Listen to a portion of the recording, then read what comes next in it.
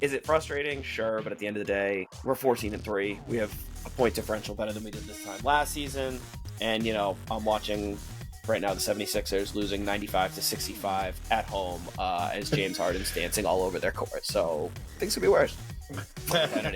Identity, yeah. Other than just Edwards, dribbling and making 6 shots, which is cool. Yeah, or Randall just dribbling a bunch and just making, just trying to draw fouls. Which is decidedly less cool.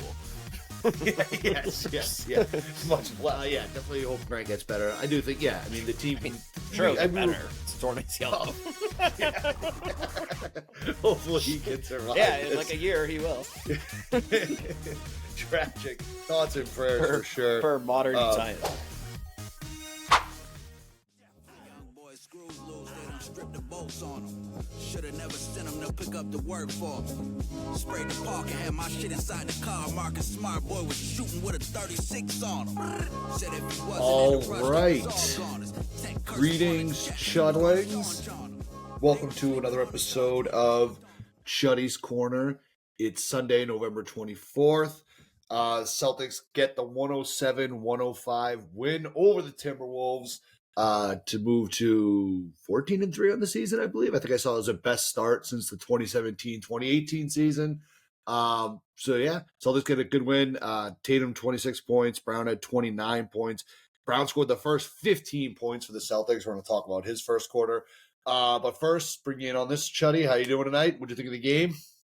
Doing well. It was an enjoyable game for a nice little Sunday marquee matchup against the Timberwolves, a team who we know is pretty good despite kind of a slow start to the season, as we mentioned last episode. Still struggling to figure some things out. I think you saw that today, but a lot of talent on that side, and a team that I think really brings it against us and brings out the best in us. I think both games went to overtime last year, if I'm not mistaken, and they were two of the better games of the year. Today, I'm not sure it quite lived up to that, but I would say a really good game overall.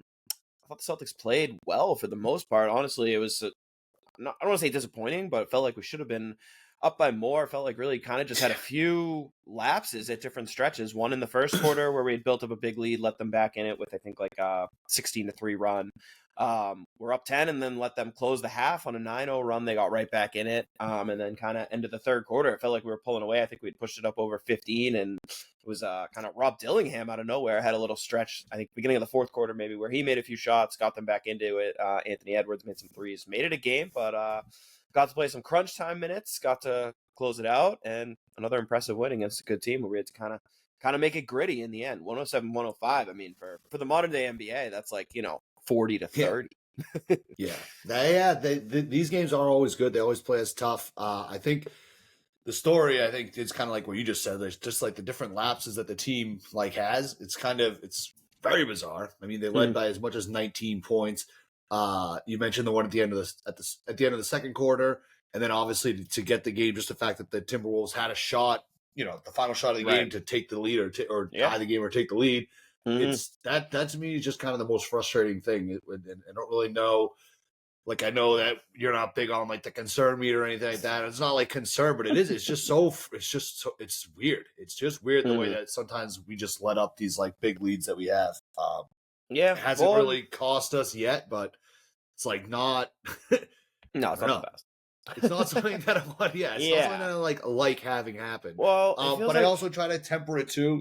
We were watching, the missus was sort of she's I just don't get why we don't why we aren't beating them more. It's just I'm I don't really either. But then I'm also it's you can't really blow out everybody. But I don't know. I don't know if it's just that's something with as us as Celtics fans, if that's we have a weird sense of it is dread. We just have a weird sense of why are we not crushing everyone? But just the way we let teams back in, it's frustrating. It's happened a few times. And like I said, it hasn't really bit us, 14-3 to start the season. It's not, in a 7-game series, I don't think it's going to matter, but it's bizarre to say the least. Yeah, I don't know if you have any explanation or what you think. I think it's the nature of the NBA. No lead is safe. We see big comebacks all the time. I mean, even a 20-point lead is certainly not what it once was. I think it's just a general kind of back and forth nature of these basketball games with this pace, with 3-point shots. It's kind of a function of the way things go. And I mean, most of it was just kind of hot shooting bursts by the Timberwolves. And again, even with some of the switches they've made. Good defensive team, as we saw today, limiting us to 107 points on a night where I felt we didn't play poorly. I mean, shot the ball very well. I can't remember the last time that both Jays have shot so well from three. They both had it going. So again, I get what you're saying, but at the end of the day, 14-3, better point differential than last season in net rating. So I think the team is just fine. A good win over a good Timberwolves team, and one that always plays us well. Early start to 3:30 local time is always a little tough. So making a few excuses for what was eventually a win over a good team. So yeah, I could have easily been a loss though. Like that was they almost blew it. Like Yeah. that Nas read, which it didn't look like he even got the shot He off didn't on get it time off. anyway. That's solid for us. Team runs timeout for the final play. They don't even get a shot up. Pretty much. Well, that was because of unreal defense on ball by Jaylen Brown, forcing Anthony Edwards to give up the ball. Obviously, Nas Reed, not the first option, forced him. Like I said, he couldn't get a shot. Then he had to drive. Couldn't get a shot even on the drive. Had to kick it to the corner. And by the time they got it to Reed, time had run out. So credit to Brown on the defense, busting up what they were doing there. But yeah, I mean, I think it's a bit almost like the opposite this year with the Celtics. We've talked a lot about their ability to flip the switch.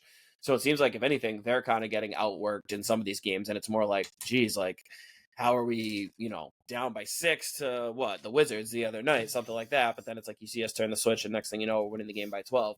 Tonight, it almost felt like the opposite again. I feel like we were the better team for most of the game and just let up kind of these few crazy runs where it was like our brief little lapses. And kind of mixing with their hot shooting at the wrong times allowed it to be a game. And again, when you only score 107 points, not a big margin. So it all worked out. And again, at the end of the day, I really can't be mad about getting these crunch time opportunities, especially against really good teams and really good players. Like, I think it's more valuable for us to get those late game reps where you've got, Jaylen Brown guarding Anthony Edwards one-on-one with a game on the line than it is to just beat teams by 20 every night. Yeah, no, there's definitely some value in it. But again, I think what you were just sort of describing, to me, it's like I'd agree with that more if it was like just like a constantly close game and then it just came down to the wire and we got crunch time minutes. Like letting the lead just slip away is what I mean. Again, it's probably we got to try to figure out something to like complain about, I guess. Yeah, but right. And again, it's just bizarre, and I guess it makes for like interesting watching at least. Yeah, first world problems, exactly. But yeah. So that I think that was kind of, I think the other thing we can talk about, you mentioned a little bit the defense that Jaylen played. I think overall, just like the game he had, he started the game like 5 for 8. The rest of the team was like 0 for 10, and his was all threes. He had 5 3-pointers. 5 on threes. And well, started 15 points in the game. Yeah. And the last one was an absolute heat check step back over Gobert. And I think he started backpedaling before it even went in. I mean, cool, just cool, obviously, to see any player, especially Jaylen, just feeling it, especially right like that to start the game was absolutely crazy. And it almost seemed like that, I think in a weird way, that actually got the Celtics into a little bit of a funk, because it was like, it almost for a second like stopped being a game, and it was like, all right, this is just kind of like a cool sideshow, like give the ball to Jaylen and get out of his way. And then it felt like the shine kind of wore off the hot start, and that's, I think the Timberwolves went on like an 18-4 run after that, and opened up like a lead on us. So I think that contributed at first. Everyone was kind of just watching in awe of like, wow, this is crazy. And then it took them a second to adjust back to like, oh yeah, and we still have to play like this whole basketball game against this really good team. So that was one thing. And again, the run in the second half to me started, I was so impressed by the rookie Rob Dillingham, who in the first half I was like, this guy looks too small to even play in the NBA. Tiny. Like, he looked completely overwhelmed. But then you saw why he was a top 10 pick in the second half. Man, he is quick and he can get hot. He started making a few shots, and I think he just hit like had a three and then an assist and another 3 or something like that, and went on like a little mini 8-0 run almost by himself. That caused it. And then again, Anthony Edwards, who seems to like to step it up, was just getting hot, draining every 3. And then you could see there was a shift, and Jaylen picked him up, I think, like full court the next possession after he hit his last 3.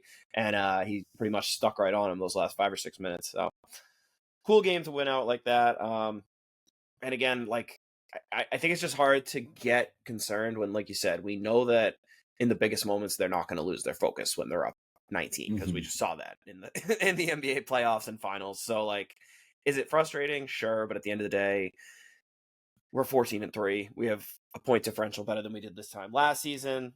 And, I'm watching right now the 76ers losing 95-65 at home as James Harden's dancing all over their court. So things could be worse. Oh, they're playing the Clippers. Oh, the Yeah. Clippers have a back-to-back too. That's interesting. Yeah. Both of us coming off a back-to-back. Indeed.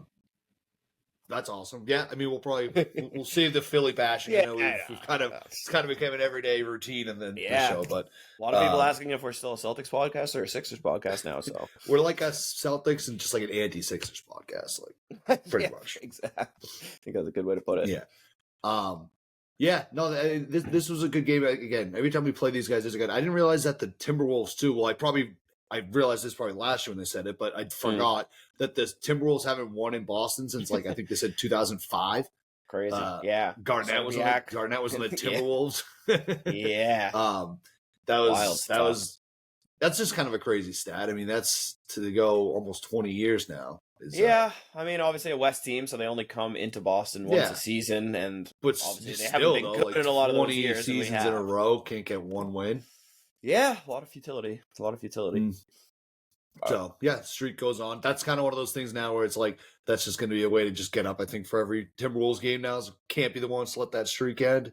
Yeah, it's getting to the point. I think they said Edwards was, 3? Yeah, Edwards was 3. Yeah, like, Tatum was 7 when that happened. Crazy. So I wonder if Dillingham maybe wasn't even born. That's probably no. Oh, wow. Yeah, he's 19, so no. Yeah. Gotta love it. That's good stat, yeah. Yeah, could have been the first time one in of his those life. kind of wild quirks, but yeah, it's good stuff. Very good stuff. But again, I think we've been, I don't want to say too gloomy for what was a solid win here. Good to see both of the Jays get going. Jaylen, 7 of 10 on 3. Feel like he needed a game like that. Obviously made the first 5 right off the bat. That one he made late in the fourth too was fucking hit the dagger. Crazy again, deep balls, one too. That was to a put deep us up shot. 4. Ended up being the last basket that kind of sealed the game. So he played great, and then Tatum 5 of 12 from 3. Nice bounce back performance after his 0 for 10 the other night. So good to see that. And then Derek White just continues to be one of the best players in the NBA in the fourth quarter. I think he scored or assisted on more than half of our baskets, and this is just again like just come to be the norm. We expected. Started off, made the first 3 after they got close to open the fourth, and just didn't slow down from there. It seems like every big play when you need it. Again, you just it's crazy. They said he shoots 50% in the fourth quarter too. They're saying seems I better. don't know if it's changed from today's game, but that's pretty fucking good. He's awesome. Interesting stat about this. So I think first the Celtics only had 4 2-point field goals in the whole first half in this game. Love it. And their 3-point percent, like how many of their shots were 3-pointers was 64%, 6.644%, which broke the franchise record, which was set in the game against the Knicks, which was 0.642. But that's pretty nuts. So 2 out of 3 of our shots were 3-pointers, more or less. Obviously, this team shoots a lot of threes, but it's the 6th game of the season where we've shot 60% or more of our shots were threes, and no other team has even hit that mark once this season. So it really is that's pretty good. The amount of threes we shoot is pretty fucking crazy. Yeah. There's a few times this game when I was like, we'd be running on like almost like a fast break, and there'd be 2 guys and 1 defender, and typically you're just so used to like toss it up to the guy or like alley-oop or whatever, and they're both going towards the hoop and then just passing it out for an open 3 instead. It's kind of funny. I can just picture a lot of the old people like ripping their hair out watching that or something like that. but hey, when it works, it works. And that's how, on a night where as a team you only shoot 42% from the field, but when you make 21 3-pointers, that ends up being the difference in a game. And it just seems like the way the Celtics make 23s a night pretty regularly at this point is crazy. And I'm pretty good, 21 56, 38% shooting from downtown. That's pretty much excellent. So can't really knock it if it works. But I think tonight we mentioned the hot shooting kind of by the Jays, but I thought one of also the reasons probably that this wasn't a bigger win for the Celtics was just not getting a ton of the bench. And I don't really mean this as a way to call out the bench, more that again we've really just become used to such great play from the bench. It seems like, between Pritchard and Hauser, it's almost weird when one of them doesn't at least have like a 12-15 point night off the bench. Have a stretch where they hit some threes. Just didn't get much from either of them tonight, which again that's why they're bench players and role players, and still able to get the win, getting very little from those guys. No Cornette with an injury, and we saw Tillman again tonight get the minutes over Cada. So Joe just kind of continues to mix and match. I thought it worked well for this matchup. I liked the Tillman minutes, and I think no matter what, it's smart to just keep all of those three guys engaged and kind of keep shuffling through them and make sure nobody feels like they're, like too far out of the rotation where you never know when you're going to need these guys. So I think he's just done a nice job of managing it, and I like the Tillman minutes tonight. He's just fun to watch on defense. He's so active with those hands. Love some of the plays he made. Had a couple nice blocks. I thought there was he sometimes on offense he looks kind of like he just doesn't have a lot of like confidence or whatever. That might just be from not playing for like a while and getting back in there now. Probably maybe like feeling like if I fuck up, I'm gonna go back to not playing. But yeah, I was surprised Cada just straight up did not play tonight. So I know we talked a little bit about the last game. He had some issues, just some of the stuff we talked about where he's just a lot of raw stuff he's got to work out. But I was surprised that he didn't play at all, especially with Cornette being out. So, I mean, Joe said in his press conference he wanted the versatility of Tillman to be able to switch on defense, so I wonder if it was just, like, thinking about Edwards just targeting Cada over and over again type of deal, stuff like that. Obviously, they've got the giant presence in Gobert down low, but I think Tillman was probably not matching him as much as you don't really have to worry about him on offense. But interesting watch, the Timberwolves. I felt like they just don't seem very, like, cohesive, which again obviously makes sense when they made that giant trade right before the season, but it just felt like there's not like really much meshing, especially between like when I looked at the box score at the end of the game, it was like like Randall and Edwards both had a pretty solid game, but it just didn't really feel like they were ever like playing off like each other. One of them was doing it or the other one was doing it. Yeah. Right. It's like they like go out and get their buckets, but they like work hard for them, and there's just never like a free flow to their offense where you're really like, I feel like I should be more impressed by their overall offense, and it just feels like the sum of the parts is not as great as like the opposite of the usual expression. Like it all adds up. I get what you're saying. Yeah, it's like they're not really like, I couldn't, watching this game, I couldn't really like tell you like what kind of like team is like the Timberwolves, like what are they, like what's their offense? What's their identity?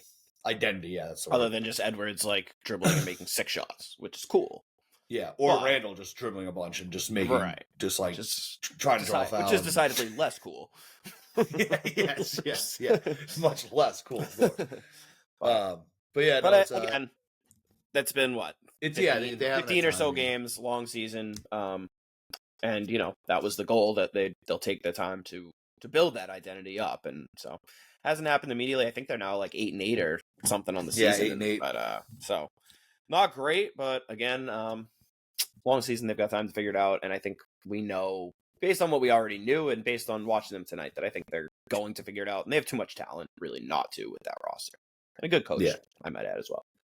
No, I think they'll be all right. But yeah, there definitely seems to be like they're just still kind of finding themselves. So yeah, what do you got anything else particularly from this game, or do you want to give out some Chuddy Chains? What else?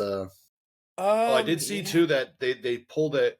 They took away one of the blocks, but for a brief moment there before the scores fixed it, Jaylen Brown was the first player in NBA history to have 5 threes and 2 blocks in the first quarter.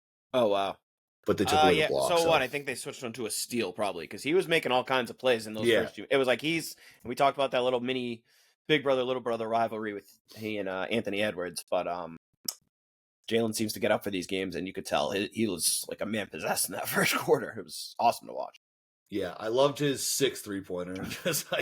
Just a wicked deep 3 of the air ball. Yeah. He just like put his hand up like, all right. Like, all right. Right. It's like, well, and he had absolutely earned the heat check, but that's kind of what I mean. It was like one of those things where it's like, all right, this feels like the kind of thing where we're like up 25 trying to get, the 3-point record. It's like we have 45 minutes of basketball to play against a good team here. Like, had to kind of that was pretty cool, though. First 15. Yeah. No, it was awesome. Great. He's the man. He's the all right, what else man. you got? Anything? No, like that's really pretty much it from this game. I think we kind of. I did want to talk a little bit about like the final 2 possessions we had before the very last shot. I mean, what do we? I don't get why we do that. We have a chance to put a game away, and our offense is based so much on like so many actions, making so many passes, finding the right person, and then when it seems like when we come to a point where it's like, okay, we absolutely need a bucket, we just decide to just run like ISO shit. It was the first one was Tatum. just basically dribbling till like 6 seconds left. And I think he passes it to Horford, who has to like put one up with like no time left in the shot clock. The other one is just Jaylen dribbling at the top of the fucking.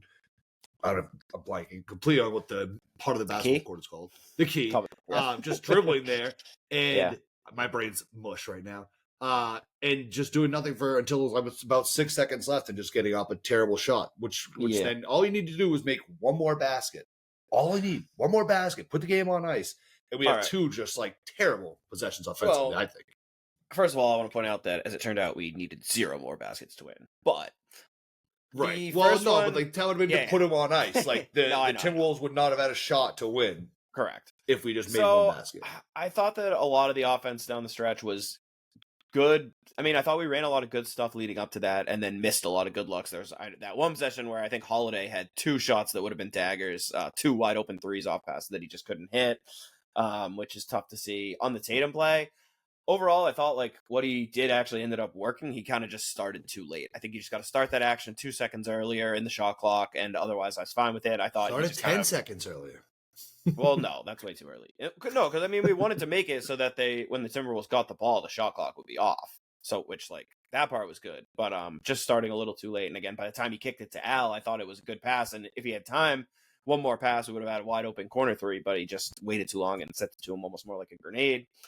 So yeah, a little bit of malaise there. Obviously, the Timberwolves, as we mentioned, have one of the best rim protectors in the entire NBA and 2 really good perimeter defenders in Edwards and Jaden McDaniel.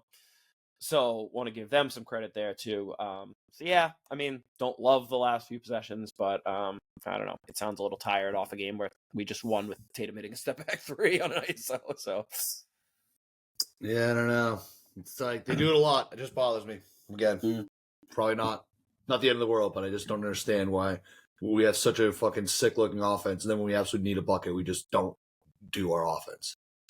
But yeah, I mean, it's just a lot harder when the game slows down like that. And I mean, the Celtics, they go into their matchup hunting, and it is absolutely deadly. Like, that is how we generate a lot of points, just hunting out a matchup, going at them in ISO, and then either trusting Tatum to, I mean, he was abusing Nickeil Alexander-Walker for a little while as they kept doing it. And then, so, again, I think, yeah, unfortunate results on those 2 possessions you're alluding to, obviously not at the best time, but overall I think like the process is really good and just have to stick to it. It's hard when the game slows down in those late game situations. Everyone knows what you want to do, and they're not just going to let you play ring around the rosy, swing it around the perimeter, and have someone get an open 3. Very rarely, if that's created, it's going to be out of running a pick and roll, something like that, getting the matchup you want, and pressuring the defense into making a tough decision. And again, good defense, and the shots didn't fall tonight. So. I agree with all that. I just think do it earlier. Just don't make it so everything is like sped up at the very end. But that's either way, it paid off. We win. We got the win. So who cares? We got the win. All right. Why don't we go ahead and give out some Chuddy Chains? I forget who went first last time. I'm up. All right. Well, that's good because I was worried about having to go second because I think the one to give it to tonight it would be Jaylen. I think obviously we just played like an absolute madman. We already mentioned the first 15 points of the game were all from him. The defensive stuff too. We talked about the defense on Anthony Edwards on their final play. I think just the way he played him overall, the way he got up for the game, and we got to see last year was a lot of Jaylen Brown always in the first quarter. This year it's been a little bit more Tatum. It was nice to see Jaylen come out, set the tone, and be doing that on both ends of the floor too. We mentioned the block and then the block that turned into a steal. He was everywhere, just being an absolute madman. So my Chuddy Chain tonight is going to go to Jaylen Brown. So good luck to you, because I'm not really sure there's a second one that stands out. He is definitely deserving of tonight's Chuddy Chain. There's like 2 other guys I could go with, but I'm going to give it to Derek White, who I just think rock solid. 19 points, 9 rebounds. He led the team in rebounds tonight. On a game where you're going up against guys like that. He had another couple of plays too. He wanted them to challenge that when he got called for a foul. It looked like he got all ball on Gobert right at the rim. I think he had 2 blocks and a steal. And as we just mentioned, the 3-point line was just an unreal closeout too. Yeah, and as usual, he's absolute nails down the stretch on both ends. One of the best players on the court in the fourth quarter on a court surrounded by all NBA players. So can never really go wrong giving that Chuddy Chain to Derek White. Right, that's good. Yeah, no, that's a good one. Maybe it wasn't as hard. There's always plenty of praise to go around. Exactly. All right, we'll pay some bills. We'll get to around the NBA. Chuddy's Corner, shout out to the sponsor. Chuddy's Corner is sponsored by Nick Perino Real Estate. Check out nickperino.com for all your real estate needs. That's NickPerino.com. Nick Perino Real Estate. He's got you covered anything big, small, local, statewide, nationally, internationally, all forms of real estate. Check him out, nickperino.com. What do we got for around the NBA? Do we have any updates on something we can rip on Philly for? Did I see Paul George complaining that he was getting double teamed in NBA games too? Yeah, that was a week or so ago. Yeah, he did. I don't know how I missed that, but we don't. That's crazy. We let Devin Booker. We let Devin Booker slide, and now this is what we get. You can't even double team in a regular game. Crazy. Yeah, gotta love it. Gotta love it. I'm sure you have other news though. Yeah, so looking around the league, wild night. I was extremely locked into the association last night. Watched every minute of every game in real time, of course, as I always do. The Knicks coming up short in Utah, which is very weird. Should be one of the easiest games on the entire schedule. Obviously, a tough place to play. Lowry marketing goes off, and they beat the Knicks by 15. Just, I think, speaks to the volume of talent, where I'd say the Jazz, probably the easily most tanking team. But we mentioned last episode, we shouted out Will Hardy with his quote, sounded pissed off about it after the game, came out, responded. Great win for the team. So love to see that. Then another couple notable games. The Bucks, got to shout them out quietly, won 4 games in a row. Looking like they're right back in the mix of the East. To nobody's surprise, Giannis continues to be an absolute beast, 32, 11, and 6. But shout out LaMelo Ball in a losing effort, 50, 10, and 5. He just continues to be absolutely crazy in some of these games. Did you see? Go ahead and finish that. I had something to know about the Bucks, but I was just gonna on a sad note for the Hornets. Grant Williams hurt his knee, and it was announced torn ACL out for the season. We didn't like really Grant's cheap shot on Tatum, but overall, I think we're fans of Grant and want to see him succeed. Want to see Charles Lee and that Hornets team succeed as well. And they're already missing Mark Williams and Nick Richards, so Williams was basically their only reliable front court player. Was playing a ton of minutes, playing some good defense for them, doing some good things. So obviously, just sucks. Yeah. Definitely hope Grant gets better. I do think, I mean, the team... Sure, better. It's torn ACL. Hopefully he can survive. In like a year, he will. Tragic. Thoughts and prayers for sure. For modern science. What I was going to mention about the Bucks, because you mentioned they've won 4 straight. I think the whole Bucks team, like the players, I think got sentelled. Because I don't know if you saw, but like on November 11th, they tweeted out Doc Rivers has informed the Bucks that he'll start taking coaching, quote, seriously now. That was like the NBA Sentinel tweet. Okay. And the Bucks are 6-1 since that tweet came out. So I feel like the team might have, the whole organization got Sentinel. They now, all right, we're taking this seriously. Okay, that's good. The Bucks made a little run. It happens to the best of us. Shout out to Sentinel, bit of a master, but yeah.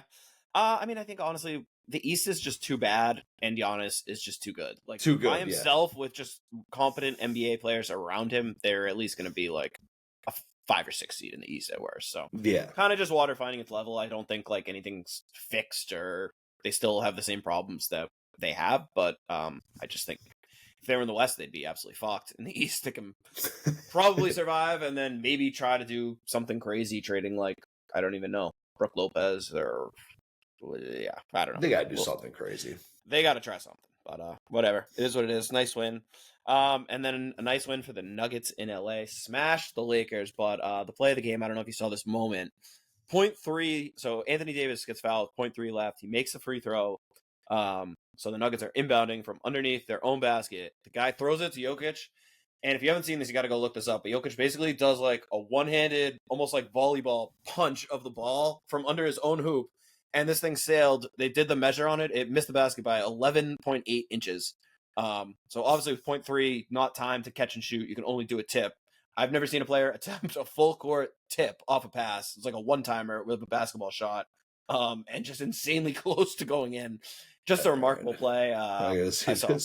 Everyone was buzzing over it. I saw a Worldwide Wob tweeted today, Peyton Pritchard, you have 24 hours to respond or something like that. So it's just Jokic is just the man. He's so good. Holy shit! I just watched that. Only Jokic Dude, could make that reaction for That's just an airball crazy. buzzer beater. Just goes down in the stat book as a missed shot. But just That unreal. was so close, dude. Right? That was so Like, close. unbelievable attempt. On a play where most players, and especially star players, don't even shoot because they don't want to hurt their shooting percentage. You got Jokic out here attempting that. Which also, ironically, that miss has him now dropped him out of first place in the NBA in 3-point shooting percentage. So Oh, damn. just goes to show I thought that was at the very end of the game. I thought how that was little of a the end stat of the hunter third. he is. But just awesome play in what was That just is a missed great. shot. Capturing NBA fans with a just long air ball, as it turned out. But it's about as impressive of a air ball to buzzer beater as one can have. Dude, just to slap a ball like that hard, a basketball. I it's want to not go like like a try fucking- that in an empty gym. It's just to laugh at myself. Like how many? Yeah, they were not saying And how many appreciate times could how I even go incredible that near is. a rim? Yeah, could even be near the rim. Right. Unbelievable. Good. Unbelievable. That's good stuff. Yeah, truly. So yeah, that's pretty much it. And I don't know if you want to dig into the All-Star game thing we alluded to last episode. If you want to save that. Yeah, no, we can talk. I was going to say if we could talk about that, or I was just looking at the standings too, and I was just pointing out there's only 3 teams below 500 in the West, and like every team in the East It's is like the opposite in the East. Yeah, it's like the opposite in the East. I saw that there was It's bizarre. There's now like the talk going around that like should they just do 1 through 16 for playoffs? Do you think that that'll ever happen? I think it's stupid. First of all, I'd like to point out that I had this as a topic in last episodes around the NBA, and we discussed it, and I think we both agree that no, it'll never happen, and to not overreact to like just one outlier. Classic Friday episode, yeah. Chance. Yeah, great content. So no one's opinions change on this? I'm going to stick with my record. guns and say that they're not going to do away with the conferences. All right, well, in that case, yeah, let's talk about the All-Star game. Why don't you go ahead and talk about that? So, new All-Star game format. It was announced it's going to be 3 All-Star teams of 8, and then a 4th All-Star team of 8 players, the winners of the Rising Stars game from Friday. So it'll be a tournament with 4 teams. I think they're going to play mini games with target scores to 25, and then have some kind of bracket or finals with the remaining teams playing to win the All-Star game. What are, I guess, your initial thoughts on that? Well, hold on. My initial thoughts are I don't know if I understand what you're saying. So they'll still be they pick 24 players. Is it going to be by conference still, or I assume, 12 from each conference? I think they're going to pick them the same way. I don't know how they're going to choose the teams.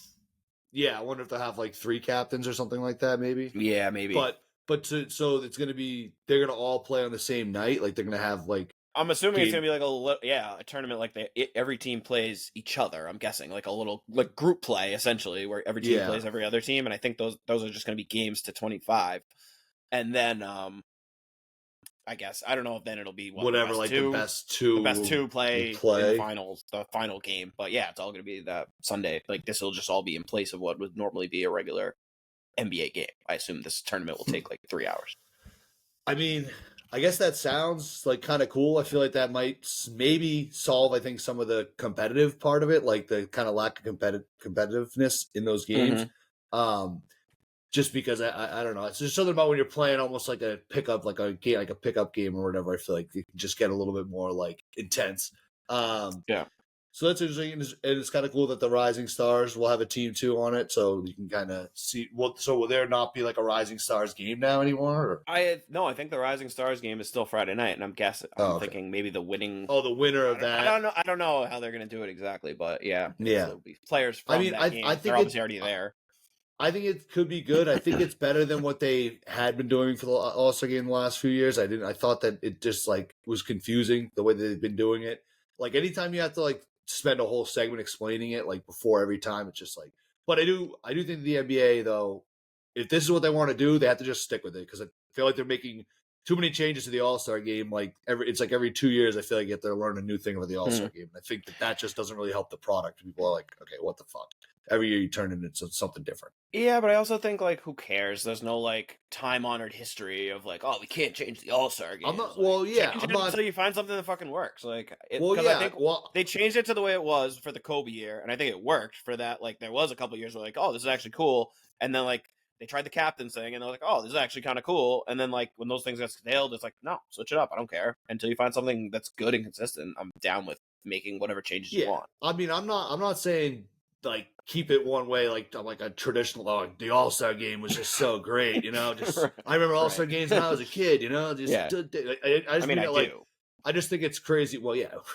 I just think it's crazy to just always be like changing. I just think from like a product standpoint, I guess. From like for fans, like you're gonna watch the All-Star game and be like enamored by it no matter what. Right.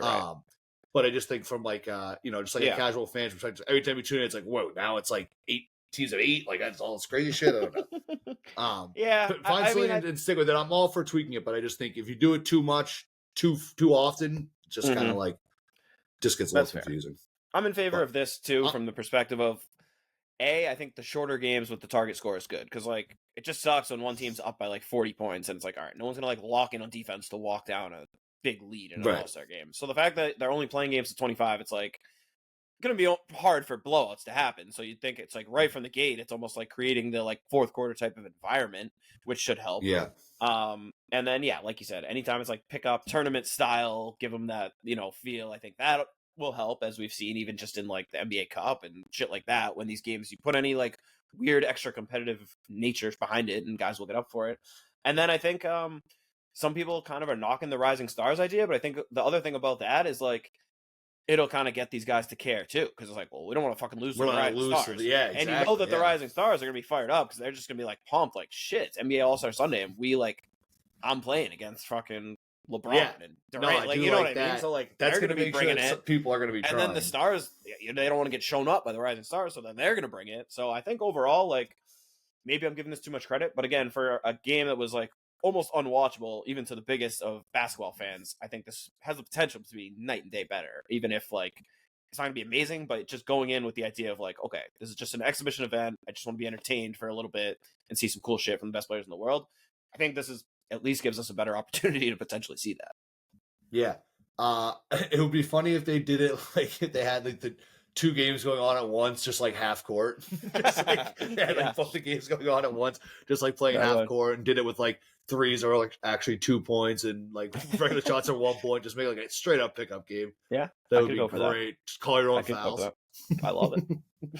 Call your own fouls would be interesting for the All-Star game to see like just like how honest players are. Yeah. Right. And like how like because like I feel like if you're doing call your own foul and you're flopping, it's like, dude, what the fuck? Oh yeah, it's like oh right. It's like, so that might get rid of some of the flopping, but you'd think. Yeah, no, yeah, I think it'll be interesting. I think it's kind of a cool idea. I hope that they have like 3 captains. That also will make it a little interesting. Yeah. I wonder who those captains will be. Like, is LeBron just probably locked in as like a permanent captain?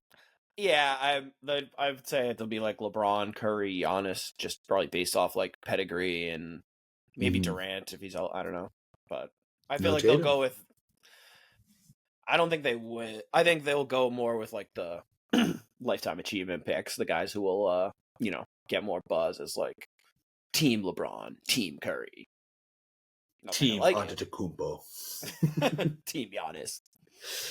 Yeah, no, that'll be interesting. I kind of like it. I think it'll be all right. Yeah, so I'm into it. Yeah, cool. All right, so Celtics on a back-to-back Clippers tomorrow. Yep. Who on the Clippers is Kawhi is still out? I'm assuming yes. Kawhi's out. Yeah, kind of. But they've been playing good ball. They've been playing very good ball this season, a lot better than people thought after not really having Paul George or Kawhi Leonard at all. Harden, surrounded by good players, has always been a solid recipe, and it's it's not quite what it was in its heyday back in Houston, but it's still not bad, and they've got guys around who can get up and down the floor, guys who play really hard on defense, like some good two-way talent around him, guys like they're bringing in Derek Jones Jr. and Chris Dunn. It's quietly been like solid Paul George replacement. They haven't lost much. They've got Terrence Mann in there scrapping. Norm Powell has been unreal. He's hurt, so he's going to miss the game, but he's been like amazing for them, taking over as like kind of a go-to scoring type for their offense. And then Zubats down low has been a monster. That, if anything, I think is what worries me tomorrow. 2-man game with Harden and Zubats. You got to imagine Al's going to be out. I'm hoping Cornette will be back, and that was Cornet, kind of yeah. a strategic thing with the two of them because we're gonna need all hands on deck to try to tangle with that guy tomorrow. He's had an amazing year so far. Cornet seems a little young to be doing the like scheduled not playing it back to Well, back. no, he missed a game recently with like an injury, so I think it's I don't think it's just like load management, but I'm just hoping if he's out and Al's out tomorrow, could get a little bit dicey down low. So for but, sure. Hey, would just be a great opportunity for Kata and Tillman, and I'm sure they'd jump at that. Maybe could play a little small ball. Who knows? But should be a fun game. Should be a good team. Welcome back some old friends, obviously Tyronn Lue, and of course Jeff Van Gundy, who I don't know if he'll be getting his ring tomorrow. I would imagine He's with the Clippers now. Mm-hmm. He's like a real Doing coach on what? their bench.